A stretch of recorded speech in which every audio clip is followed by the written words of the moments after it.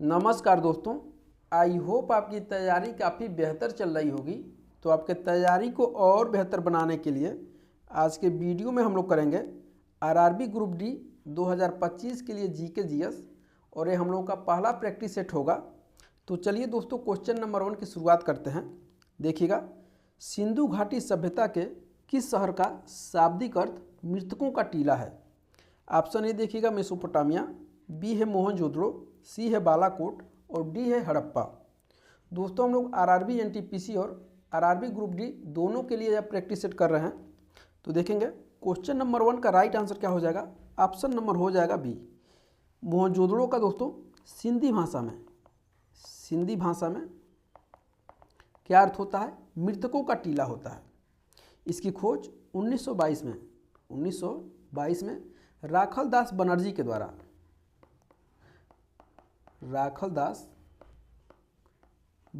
के द्वारा किया गया था। क्वेश्चन आपसे पूछा जाएगा कि मोहनजोदड़ो किस नदी के तट पर है, तो याद रखेंगे सिंधु नदी के, मोहनजोदड़ो जो है आपका सिंधु नदी के दाएं तट पर स्थित है। तो क्वेश्चन नंबर 1 आपका क्लियर हो गया होगा। तो आगे देखेंगे क्वेश्चन नंबर 2।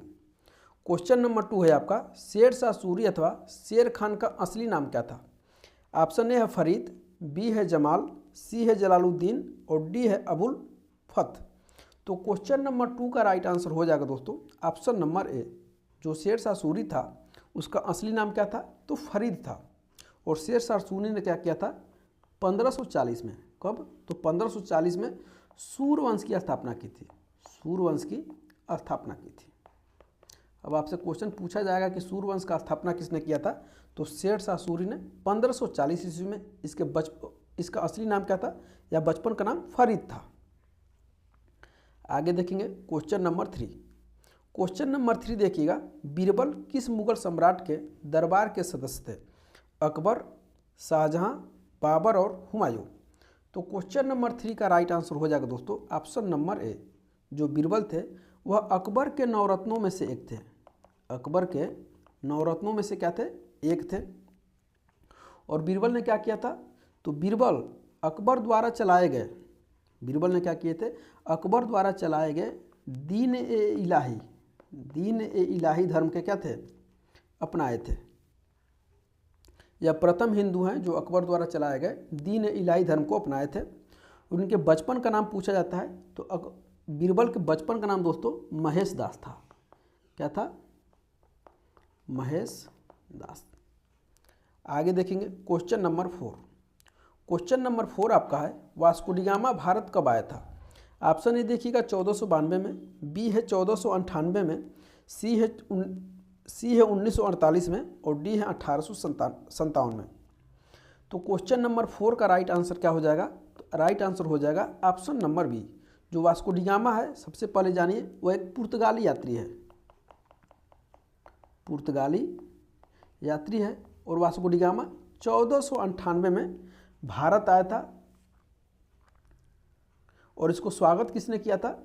तो इसका स्वागत दोस्तों कालीकट पर वहाँ के एक राजा थे जमोरिन, उसी ने उसका क्या किया था? स्वागत किया था। आगे देखिएगा क्वेश्चन नंबर 5। भारतीय संविधान के किस संशोधन द्वारा संपत्ति के अधिकार को मौलिक अधिकारों की सूची से हटा दिया गया था?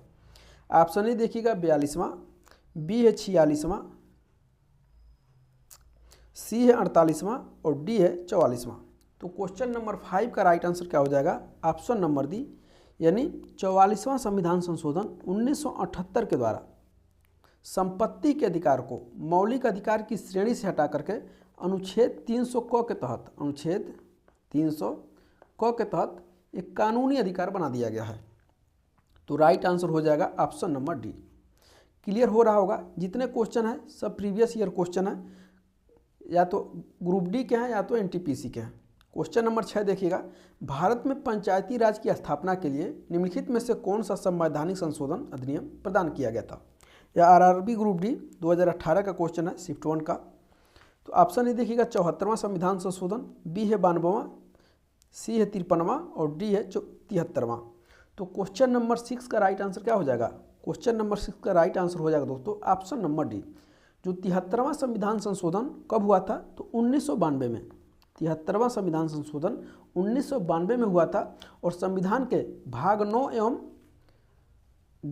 संविधान में भाग 9 और एवं क्या जोड़ा गया? 11वीं अनुसूची जोड़ी गई जिसमें पंचायती राज का उल्लेख है। और आपको जानकारी होगा कि मूल संविधान में कितने भाग थे? तो 8 ही भाग थे, 9वां, 10वां, 11वां और 12वां क्या हुआ है? संविधान संशोधन करके जोड़ा गया है। तो राइट आंसर हो जाएगा ऑप्शन नंबर डी, 73वां संविधान संशोधन 1992। क्लियर हो गए होंगे। तो आगे देखिएगा क्वेश्चन नंबर 7। क्वेश्चन नंबर 7 है आपका, राज्यसभा के सदस्यों के कार्यकाल की कितनी अवधि होती है? ए देखिएगा 5 वर्ष, बी है 6 वर्ष, सी है 2 वर्ष और डी है 4 वर्ष। क्वेश्चन नंबर 7 का राइट आंसर हो जाएगा ऑप्शन नंबर बी। जो राज्यसभा है इसके सदस्यों की कार्यकाल कितना होता है? तो 6 वर्ष होता है। और लोकसभा के सदस्यों का कार्यकाल कितना होता है? तो 5 वर्ष होता है। अगर आप राज्यसभा में जाना चाहते हैं तो आपका न्यूनतम आयु कितनी होनी चाहिए? तो 30 ईयर होनी चाहिए, यानी 30 वर्ष होनी चाहिए। और आप लोकसभा में जाना चाहते हैं तो आपका न्यूनतम उम्र कितनी होनी चाहिए? तो 25 वर्ष होना चाहिए। यहाँ तक क्लियर हो गया होगा। तो आगे बढ़ेंगे क्वेश्चन नंबर 8 की तरफ। क्वेश्चन नंबर 8 देखिएगा, राज्यसभा का पदेन सभापति कौन होता है? ऑप्शन ए देखिएगा भारत के उपराष्ट्रपति, बी है भारत के प्रधानमंत्री, सी है भारत के गृह मंत्री और डी है भारत के राष्ट्रपति। तो क्वेश्चन नंबर 8 का राइट आंसर हो जाएगा दोस्तों ऑप्शन नंबर ए। जो राज्यसभा के पदेन सभापति होते हैं वो भारत के क्या हैं? उपराष्ट्रपति होते हैं। और उपराष्ट्रपति का उल्लेख भारत के संविधान में अनुच्छेद क्या है? 63 में उल्लेख है। आगे देखिएगा क्वेश्चन नंबर 9। भारत की संसद में शामिल होते हैं, ए देखिएगा प्रधानमंत्री, लोकसभा और राज्यसभा, बी है राष्ट्रपति, भारत के महान्यायवादी, लोकसभा और राज्यसभा, सी है लोकसभा और राज्यसभा, डी है राष्ट्रपति, लोकसभा और राज्यसभा। तो क्वेश्चन नंबर 9 का राइट आंसर हो जाएगा दोस्तों ऑप्शन नंबर डी। यानी भारत के संसद में कितने लोग शामिल होते हैं? तो 3 लोग शामिल होते हैं। कौन कौन? पहले नंबर पर हो जाते हैं प्रेसिडेंट, दूसरे नंबर पर लोकसभा और तीसरे नंबर पर राज्यसभा। ठीक है। अनुच्छेद 79 के अनुसार संघ के लिए क्या होगी? एक संसद होगी। आर्टिकल 79 के अनुसार क्या होगी? संघ के लिए क्या होगी? एक संसद होगी जो राष्ट्रपति, लोकसभा और राज्यसभा से मिलकर के बनेगी। तो राइट आंसर हो जाएगा आपका ऑप्शन नंबर डी। आगे देखिएगा क्वेश्चन नंबर 10। राष्ट्रपति के निर्वाचन के लिए उम्मीदवार की उम्र कितनी होनी चाहिए? वेरी मस्ट इंपॉर्टेंट क्वेश्चन है। ऑप्शन ए देखिएगा 25 वर्ष से ज़्यादा, बी है 30 वर्ष से ज़्यादा, सी है 35 वर्ष से ज़्यादा और डी है 60 वर्ष से ज़्यादा। तो क्वेश्चन नंबर 10 का राइट आंसर हो जाएगा दोस्तों ऑप्शन नंबर सी। यानी आपको राष्ट्रपति भारत में बनना है तो आपका उम्र 35 वर्ष या 35 वर्ष से क्या होनी चाहिए? ज़्यादा होनी चाहिए, तब तो आप राष्ट्रपति बनेंगे। अगर आप लोकसभा का सांसद बनना चाहते हैं तो आपको उम्र 25 वर्ष होनी चाहिए। अगर आप राज्यसभा में जाना चाहते हैं तो आपकी उम्र 30 वर्ष होनी चाहिए। क्लियर? आगे देखिएगा क्वेश्चन नंबर 11। जियोग्राफी से क्वेश्चन है, पृथ्वी को सूर्य की पराबैंगनी विकिरण से कौन सुरक्षित करता है? वेरी मस्ट इंपॉर्टेंट क्वेश्चन है। ऑप्शन ए देखिएगा ओजोन, बी है नाइट्रोजन, सी है ऑक्सीजन और डी है मैग्नीशियम। तो क्वेश्चन नंबर 11 का राइट आंसर हो जाएगा दोस्तों ऑप्शन नंबर ए। जो ओजोन परत है वो कहाँ पे पाई जाती है? तो समताप मंडल में पाई जाती है। समताप मंडल में ओजोन परत पाई जाती है और यह मानव के लिए क्या है? अत्यधिक उपयोगी परत है जो कि सूर्य से आने वाली पराबैंगनी किरणों को रोकती है और हमारी क्या करती है? सुरक्षा करती है। तो राइट आंसर हो जाएगा ऑप्शन नंबर ए। आगे देखिएगा क्वेश्चन नंबर 12। पृथ्वी की सतह से ऊपर वायुमंडलीय परतों का क्रम क्या है? ये देखिएगा क्षोभ मंडल, समताप मंडल, मध्य मंडल और ताप मंडल। बी देखिएगा मध्य मंडल, समताप मंडल, क्षोभ मंडल, ताप मंडल। सी है आपका समताप मंडल, क्षोभ मंडल, मध्य मंडल और ताप मंडल। डी देखेंगे मध्य मंडल, क्षोभ मंडल, समताप मंडल और ताप मंडल। तो क्वेश्चन नंबर 12 का राइट आंसर हो जाएगा दोस्तों ऑप्शन नंबर ए हो जाएगा क्षोभ मंडल, समताप मंडल, मध्य मंडल और ताप मंडल। जो क्षोभ मंडल है वो क्या है? वायुमंडल की सबसे निचली परत है और इसी में मौसम संबंधी गतिविधियाँ होती रहती हैं। जैसे कि आपसे पूछा जाए आंधी, तूफान, बादलों का गरजना किस मंडल में होता है, तो क्षोभ मंडल याद रखिएगा। आगे देखेंगे क्वेश्चन नंबर 13, सबसे छोटा महाद्वीप कौन सा है? ऑप्शन ए है आपका ऑस्ट्रेलिया, बी है अंटार्कटिका, सी है अफ्रीका और डी है दक्षिणी अमेरिका। तो क्वेश्चन नंबर 13 का राइट आंसर हो जाएगा दोस्तों ऑप्शन नंबर ए, यानी क्षेत्रफल के आधार से, क्षेत्रफल के हिसाब से सबसे छोटा महाद्वीप कौन सा है, तो ऑस्ट्रेलिया है। थोड़ा सा आपकी जानकारी के लिए बता दें, सबसे बड़ा महाद्वीप कौन सा है, तो सबसे बड़ा महाद्वीप दोस्तों एशिया है। सबसे बड़ा कौन सा है? एशिया है। दूसरे नंबर पे कौन है? अफ्रीका है। तीसरे नंबर पे कौन है? उत्तरी अमेरिका है। चौथे नंबर पे दक्षिणी अमेरिका। पांचवें नंबर पे कौन सा है? अंटार्कटिका है। छठवें नंबर पे क्या है? यूरोप है। और सातवें नंबर पे ऑस्ट्रेलिया है। क्लियर? ये आपके 7 महाद्वीप हैं, 1 2 3 4 5 6 और 7। आपको क्रम याद रखना है, सबसे छोटा कौन है, उसके बाद बड़ा कौन है, उसके बाद बड़ा कौन है। यह क्रम याद रखेंगे तो अच्छा रहेगा आपके लिए।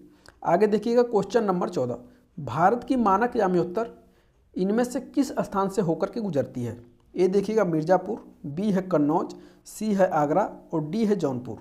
तो क्वेश्चन नंबर 14 का राइट आंसर हो जाएगा दोस्तों ऑप्शन नंबर ए, मिर्ज़ापुर से क्या मानक यामियोत्तर हो करके गुजरती है मिर्ज़ापुर। और मिर्ज़ापुर कहाँ पे है? उत्तर प्रदेश के समीप, उत्तर प्रदेश में है, विंध्याचल के समीप। अगला है आपका क्वेश्चन नंबर 15, भारत देश का दक्षिणतम बिंदु कौन सा है? ये देखिएगा केप कोमोरिन, बी है कन्याकुमारी, सी है कुरुंडी और डी है इंदिरा पॉइंट। तो क्वेश्चन नंबर 15 का राइट आंसर हो जाएगा दोस्तों ऑप्शन नंबर डी, यानी भारत का सबसे दक्षिणतम पॉइंट क्या है? इंदिरा पॉइंट है। आगे देखिएगा क्वेश्चन नंबर 16, आधुनिक अर्थशास्त्र का जनक किसे माना जाता है? ये देखेंगे एडम स्मिथ को, बी है जॉन मेडार्ड कीन्स को, सी है मनमोहन सिंह को और डी है अमर्त्य सेन को।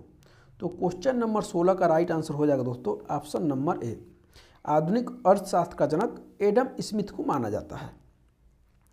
आगे देखते हैं, थोड़ा सा लॉन्ग क्वेश्चन है लेकिन यह भी आरआरबी एनटीपीसी 2022 में पूछा गया, शिफ्ट 2 में, स्टेज 2 में। देखिएगा मिश्रित अर्थव्यवस्था के बारे में निम्न में से कौन सा कथन सत्य है? ये देखिएगा मिश्रित अर्थव्यवस्था एक ऐसी अर्थव्यवस्था है जिनमें सार्वजनिक क्षेत्र और निजी क्षेत्र एक दूसरे के साथ क्या है? सहविद्यमान है।